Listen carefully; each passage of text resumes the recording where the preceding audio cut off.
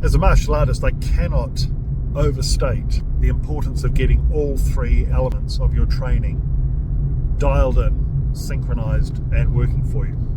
Those three elements are training, of course, and by training I mean the time you spend in the dojo, time you spend practicing your art, the time you spend refining your art. In addition to that, the time you spend supplementing your training with additional out-of-dojo activities like cardiovascular training, strength training, endurance training, plyometric training, high-intensity interval training, everything.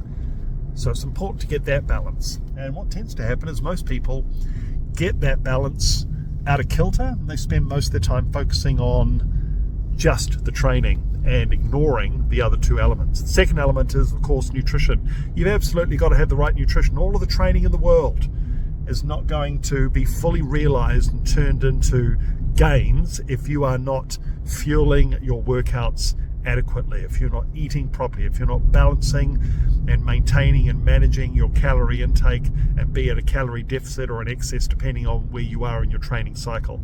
So nutrition, absolutely critical.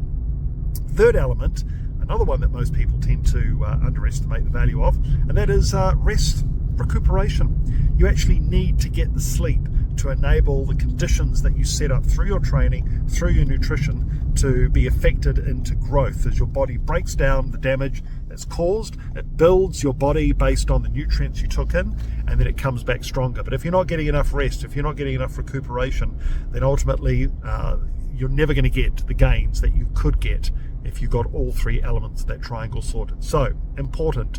All three are as important as each other. You must do the training, you must get the nutrition right, and you must get the rest and recuperation.